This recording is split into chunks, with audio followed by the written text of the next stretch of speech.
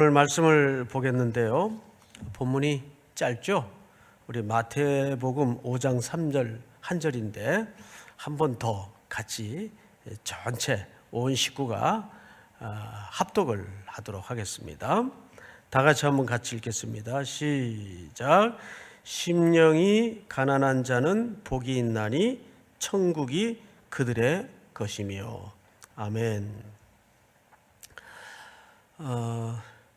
마태복음은 이렇게 복으로 본격적인 주님의 사역이 시작이 됩니다. 그리고 사실 저주로 끝나요. 마태복음 23장서부터 보면 그 언약대로 지키지 않는, 말씀대로 순종하지 않는 자들에게 임할 저주가 쭉 이어져서 소개가 됩니다. 주님의 저주의 선언은 사실 그 이면에 깊은 기회 내지는 하나님의 사랑이 담아져 있는 경우가 대부분이에요.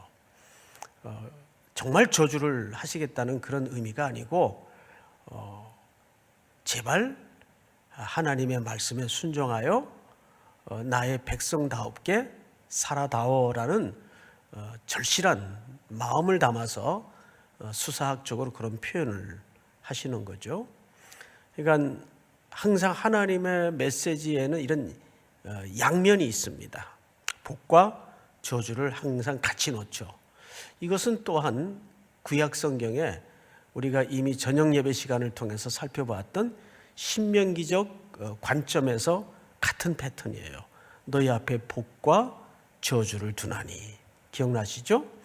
자, 오늘 마태복음 5장 3절에 이 팔복의 이야기는 워낙 잘 알려진 이야기이기 때문에 여러분들이 그저 한 절 한 절만 읽어도 이거 그 말씀, 이렇게 익숙한 말씀일 겁니다.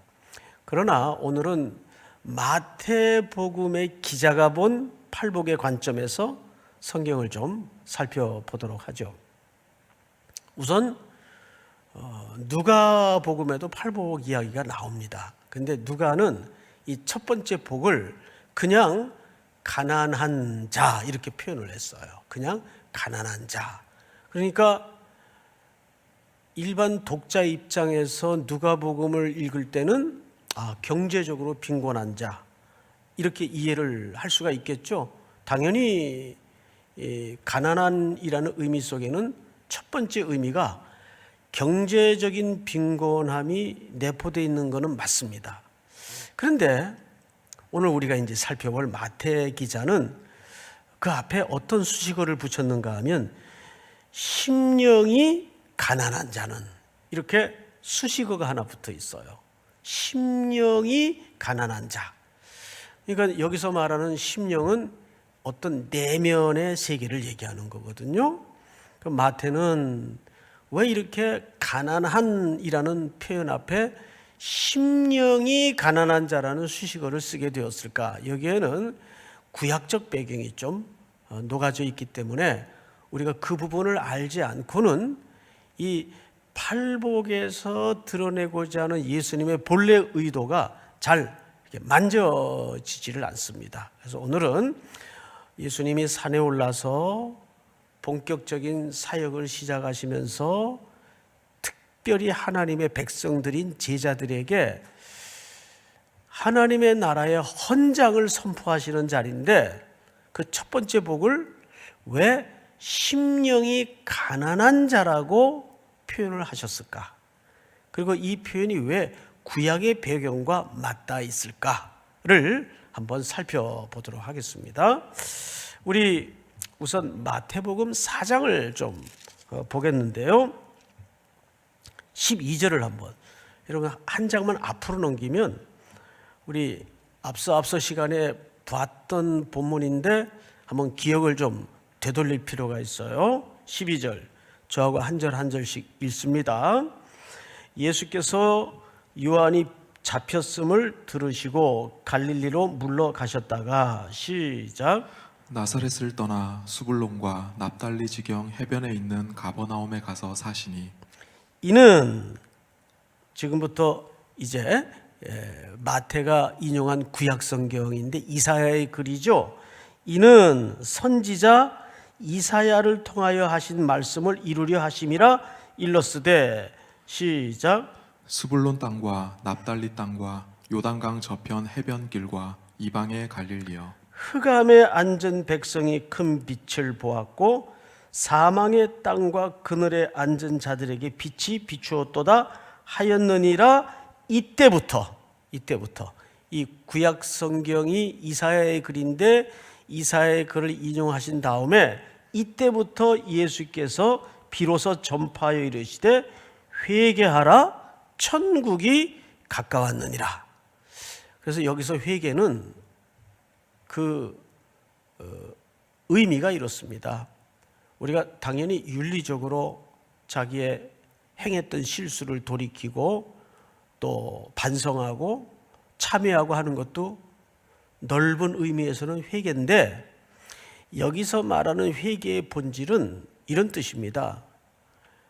포로로 붙들려갔던 백성들이 우리의 왕 되시는 예수 그리스도의 은혜로 그 뒤에 서서 전부 고국으로 돌아오는 귀로의 행렬을 얘기하는 거예요. 왕의 대로로 왕이 들어오시는데 그 왕 뒤에 포로로 붙들려갔던 언약 백성들이 다시 언약의 땅, 가나안 땅으로 되돌아오는 그 행렬을 이사야가 꿈꾸면서 소개한 내용이에요.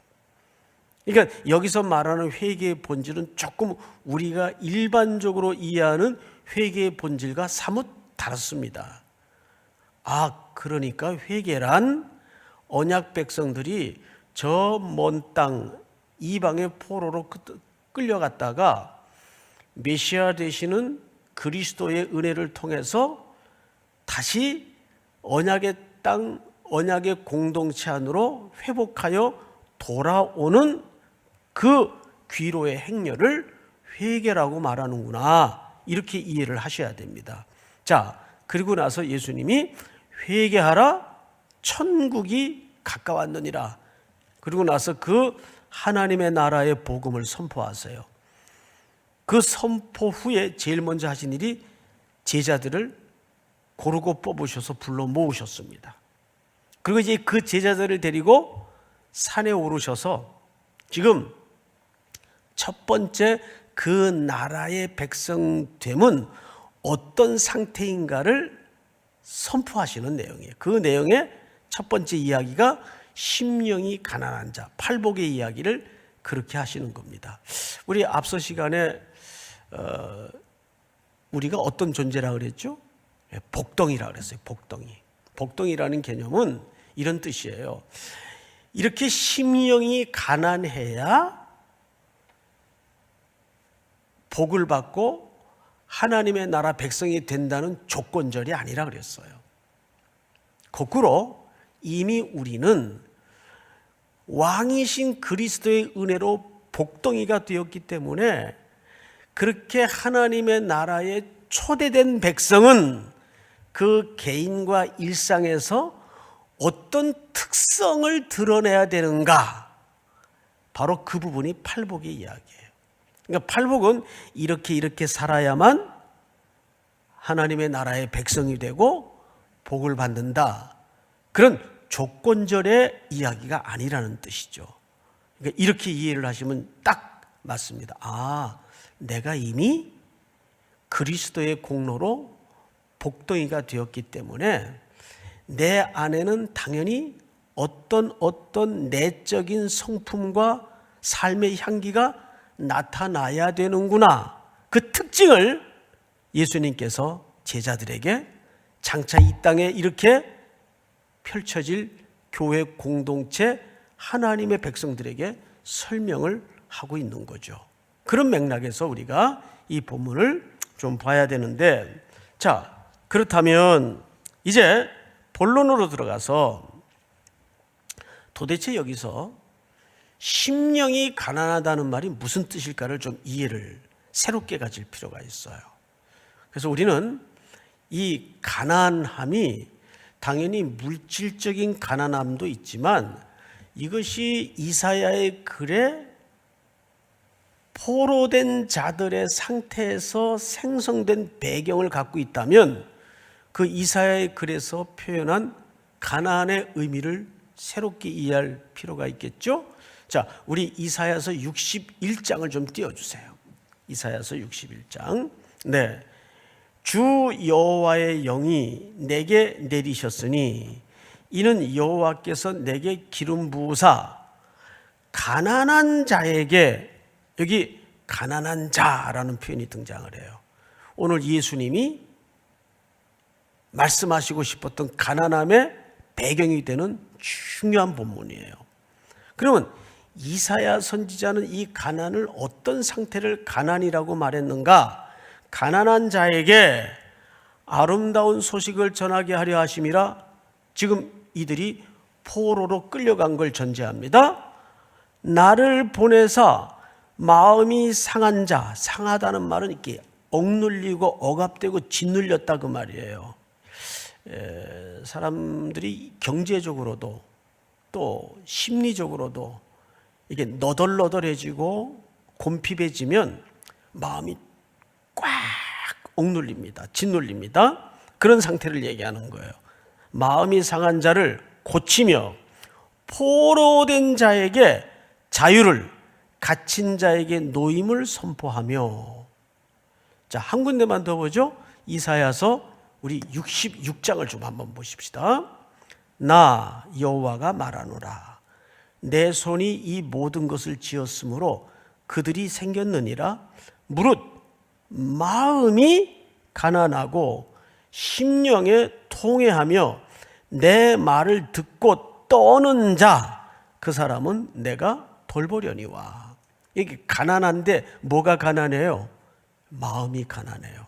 그러니까 이제 하나의 소중한 정의가 만들어집니다. 아하, 이사야 선지자가 이스라엘 백성들에게 마음이 가난하다라고 말하는 상태는 어떤 상태인가 하면 지금 물리적으로 고향 땅을 떠나 있고, 그것도 그냥 여행 간 게 아니라 포로로 전부 끌려가 있어요.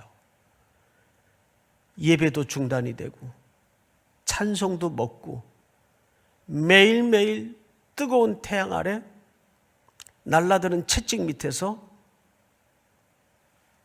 물기를 파야 되고 노동에 착취를 당하고 있어요. 그것도 견디겠는데 고향 땅에 들려온 소식은 성전이 다 회파가 되고 예배할 수 없는, 어쩌면 지금 우리가 맞닥뜨려 있는 이런 정황과 상당히 유사한 그런 상태에 있는 거예요. 그러니까 그들이 지금 마음이 어떻겠어요? 가난한 거예요. 그래서 가난의 가장 히브리적 정의는 뭐냐 하면 이런 뜻입니다. 아, 내 안에, 우리 이스라엘 공동체 안에는 스스로 어떤 삶의 문제를 해결할 수 있는 자원이 아무것도 없구나. 아무것도 없구나. 이거를 깨닫게 되는 겁니다. 그러면서 그들이 뭘 앙망하고 뭘 소망했겠어요?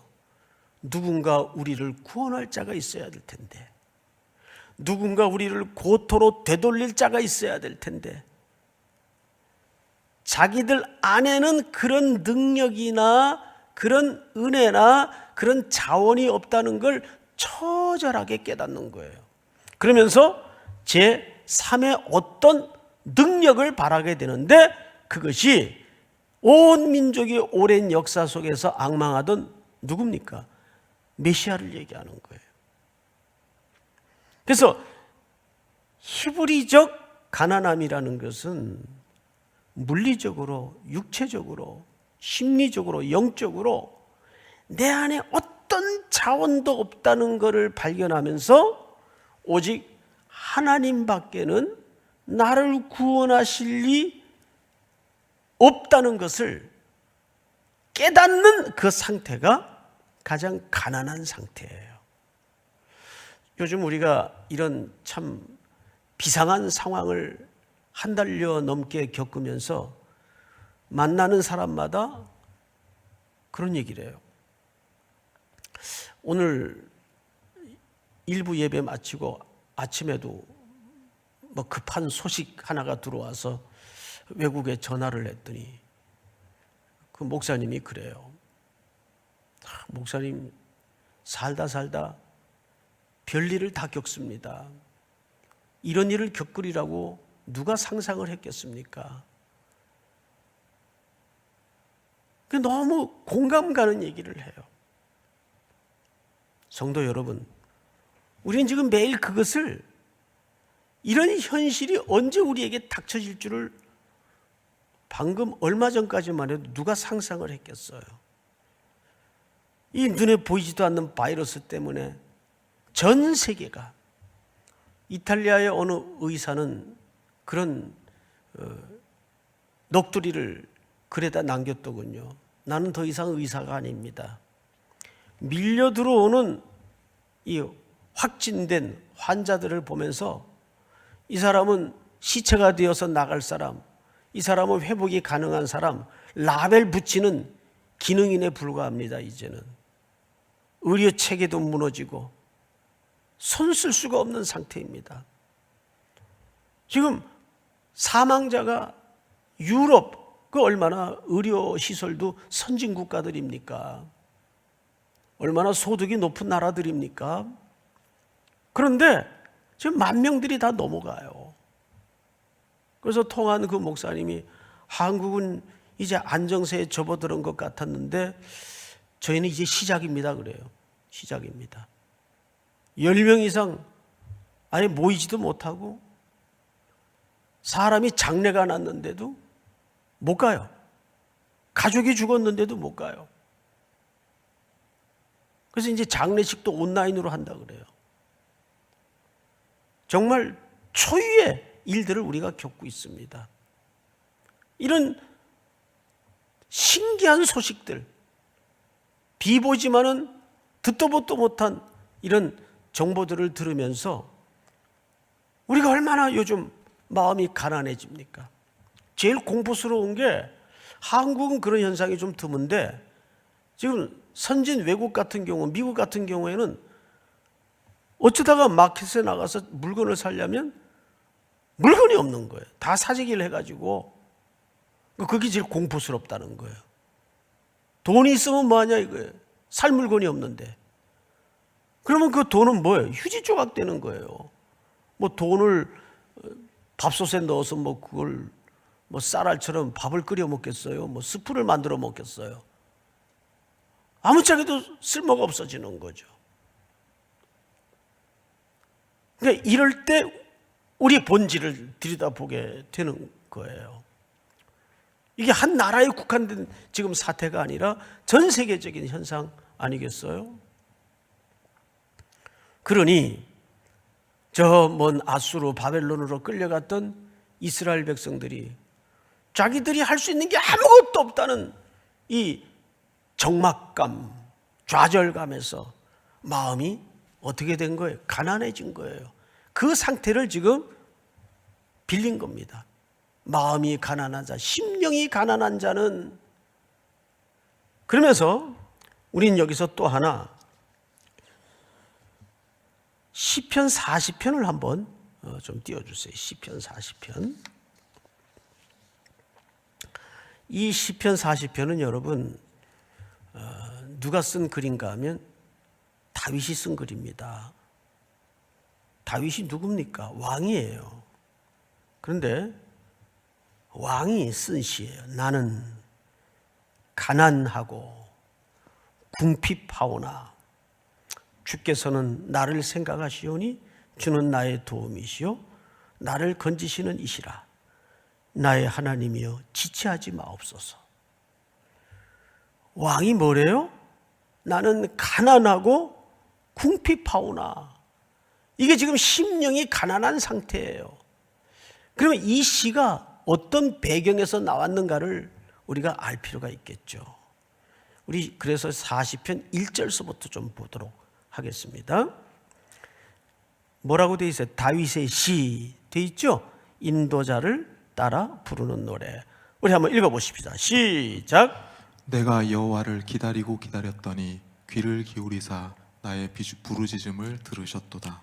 예, 지금 뭐 때문에 다윗이 지금 심령에 어떤 절박한 때문에 부르짖어요. 2절을 한번 볼까요? 나를 기가 막힐 웅덩이와 수렁에서 끌어올리시고. 과연 다윗의 인생에 기가 막힐 웅덩이,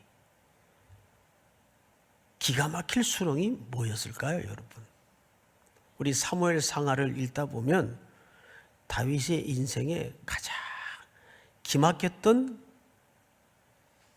사고는 밧세바와의 사고입니다. 그 범죄를 저지르고 나서 다윗은 시편 50편 51편에 보면 뭐라고 자기 자신을 노래했죠? 고백했죠? 내가 어머니 모태에서부터 태어날 때부터 죄악 중에 출생하였나이다. 우슬초로 나를 정하게 하사 나를 씻으소서. 다윗의 인생의 가장 깊은 웅덩이였어요. 깊은 수렁이었어요. 근데 거기서 끌어올려셨대요. 그리고 그 발을 어디에 두셨습니까? 반석 위에 두셨어요. 여러분, 신구약에서 반석은 그리스도를 상징한다는 것은 상식적으로 알고 있어요, 우리가. 그러니까 그 깊은 수렁에서 끌어올리셔서 다윗의 발걸음을 그리스도 위에 두었다는 얘기예요. 어떻게? 우리 다음 절 한번 읽어보십시다. 다 같이 시작. 새 노래 곧 우리 하나님께 올릴 찬송을 내 입에 두셨으니 많은 사람이 보고 두려워하여 여호와를 의지하리로다. 다윗은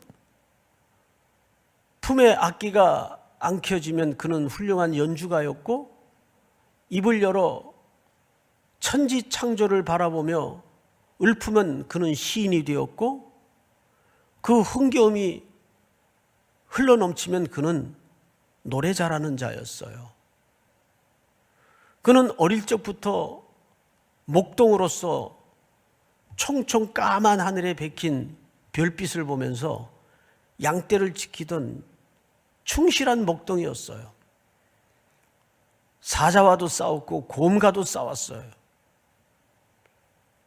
그런데 그런 경험들이 다윗에게는 많은 시상을 주었고 또 음악적인 감성을 갖게 했어요. 그런 노래 잘하는 자였어요.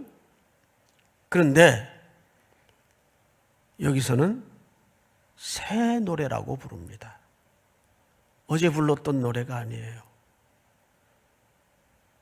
지난날 불렀던 찬송이 아니에요. 내 입술에 새 노래를 두셨다고 얘기합니다. 그것은 그리스도를 만난 이후에, 메시아를 바라본 이후에 그의 마음속에 근본적인 회개가 이루어진 거예요. 그 심령이 너덜너덜해진 이후에 내가 죄악 중에 출생하였다는 자기 빈곤을 발견한 후에 이제 내 안에는 내가 스스로 채울 수 없는 자원이 아무것도 없다는 걸 깨달은 후에 누군가 부어주시는 새 은혜를 통해서 그는 이제부터 그 하나님을 무슨 노래로 부르고 있는가 하면 새 노래로 부르고 있어요. 새 노래. 우리 하나님께 올릴 찬송을 내 입에 두셨으니 많은 사람이 보고. 노래를 원래 듣습니까? 봅니까? 노래는 듣는 겁니다. 근데 여기 본다고 돼 있어요. 누가? 많은 사람이. 노래를 듣는 게 아니라 다윗의 새 노래를 본다고 돼 있어요. 이 의미 속에는 다윗의 달라진 삶의 내용까지를 함의하고 있는 기록입니다. 그래서 많은 사람이 보고 두려워하여 누구를 의지하게 되었어요? 다윗과 같이 여호와를 의지하게 되었어요. 가난의 본질이 여기에서 드러납니다. 가난함이라는 것은 어떤 형편, 어떤 상황 속에서도 주님밖에는 내 인생에 의지할 리 없습니다. 이 고백이 마르지 않는 상태를 얘기하는 거예요. 믿습니까? 나는 주님밖에는 의지할 분이 없습니다. 나는 가난합니다. 나는 곰핍합니다. 이게 심령이 가난한 자의 복이에요. 그 복을 회복하시고 누리시는 여러분들이 될 수 있기를 축복합니다. 자, 우리 그 다음 절을 한번 볼까요? 여호와를 의지하고 교만한 자와 거짓에 치우치는 자를 돌아보지 아니하는 자는 복이 있도다. 5절 다 같이 시작. 여호와 나의 하나님이여 주께서 행하신 기적이 많고 우리를 향하신 주의 생각도 많아 누구도 주와 견줄 수가 없나이다. 내가 널리 알려 말하고자 하나 너무 많아 그 수를 셀 수도 없나이다. 6절 주께서, 지금부터 잘 들으셔야 돼요 성도 여러분. 주께서 이때 다윗이 계시를 받아요. 하나님께로부터 계시를 받아요. 주께서 내 귀를 통하여 내게 들려주시기를, 지금 다윗의 귀를 통해서 들려주셨어요. 내게 들려주시기를 제사와 예물을 기뻐하지 아니하시며 번제와 속죄제를 요구하지 아니하신다 하신지라. 다음 절 그때에 지금 노란 표시로 되어 있는 부분이 다윗의 귓구멍에 하나님께서 들려주신 계시예요. 우리 노란 부분만 같이 한번 읽겠습니다. 시작. 내가 말하기를 내가 왔나이다. 나를 가리켜 기록한 것이 두루마리 책에 있나이다. 다윗의 귀에 들린 계시 음성인 내가 말하기를, 이거는 그리스도의 음성입니다.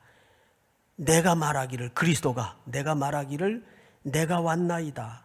나를 가리켜 기록한 것이 두루마리 책에 있나이다. 여러분, 두루마리 책은 성경을 얘기하는 거예요. 그러면 그 책에 기록된 분은 누굽니까? 오시리라 약속된 분은 누굽니까? 그리스도를 얘기하는 거예요. 그래서 다윗의 귀에 지금 계시가 들린 거예요. 내가 말하기를 내가 왔나이다. 나를 가리켜 기록한 것이 두루마리 책에 있나이다. 그 다음 읽어볼게요. 나의 하나님이여 내가 주의 뜻 행하기를 즐기오니 주의 법이 나의 심중에 있나이다 하였나이다. 이 노란 부분까지가 다윗의 귀 안에 들린 직접적인 하나님의 그리스도를 계시하는 내용이에요. 이때 다윗이 깨달은 거예요. 그렇구나. 내 안에는 의가 없음을 아시고 하나님께서 그리스도를 이 땅에 메시아를 보내시는구나. 그 메시아의 음성을 들은 거예요. 그래서 히브리 기자가 이 부분을 이렇게 소개했어요. 히브리서를 띄워주세요. 율법은 장차 올 좋은 일의 그림자일 뿐이요 참 형상이 아니므로 해마다 늘 드리는 같은 제사로는 나오는 자들을 언제나 온전하게 할 수 없느니라. 율법은 그렇잖아요. 제물도 새로 또 죽여서 드려야 되고 제사장도 또 죽으면 바꿔야 되고 항상 유한하다 말이에요. 그것이 인간이 갖는 한계, 율법이 갖는 한계예요. 2절 그렇지 아니하면 섬기는 자들이 단번에 정결하게 되어 다시 죄를 깨닫는 일이 없으리니 어찌 제사 드리는 일을 그치지 아니하였으리요. 그 매번 제물도 갈아야 되고 제사장도 갈려야 되고 하면서 인간은 우리의 죄가 이렇게 끝이지를 않는구나. 우리가 이런 한계를 갖고 있구나. 그 제사를 통해서 영원한 제사장, 이 모든 죄의 문제를 단번에 해결해 주실 그 영원한 제물은 없는 것일까? 그거를 인간이 생각하게 할 수밖에 없다는 거죠. 3절. 그러나 이 제사들에는 해마다 죄를 기억하게 하는 것이 있나니. 4절. 이는 황소와 염소의 피가 능히 죄를 없이 하지 못함이라. 5절 다 같이 시작. 그러므로 주께서 세상에 임하실 때에 이르시되 하나님이 제사와 예물을 원하지 아니하시고 오직 나를 위하여 한 몸을 예비하셨도다. 6절. 번제와 속죄제는 기뻐하지 아니하시나니 이에 내가 말하기를 하나님이여 보시옵소서 두루마리 책에 나를 가리켜 기록된 것과 같이 하나님의 뜻을 행하러 왔나이다 하셨느니라. 바로 다윗이 받았던 그 계시가 히브리 기자에 의해서 다시 인용이 되고 있어요. 할렐루야. 자, 그렇다면 이제 오늘 예수님께서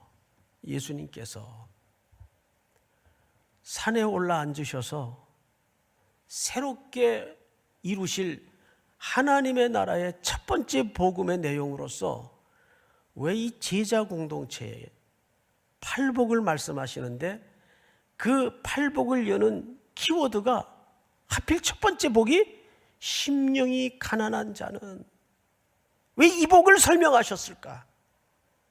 이것은 다른 데 이유가 있는 게 아니에요. 우리는 그리스도의 긍휼과 죽으심과 도움이 없이는 그 천국 문에 들어갈 수도 없고 그 문을 열 어떤 방법이 없다는 얘기예요. 그리스도가 키라는 얘기예요. 믿습니까? 그래서 이 팔복의 키는 그리스도를 얘기하는 겁니다.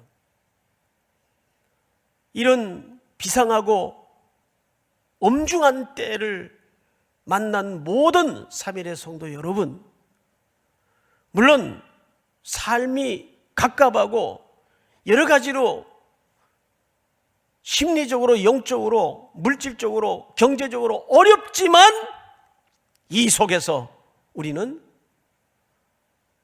우리를 공고케 만드시고 가난케 하시는 그 심령이 가난함을 다시 한번 회복해서 이번 기회야말로 우리 모두가, 또 한국 교회가 잃어버렸던 그 그리스도의 긍휼을, 천국의 키를 다시 한번 복원하고 심령이 가난한 자로 회복되어지는 은혜가 있기를 주님의 이름으로 축원하고 축복합니다.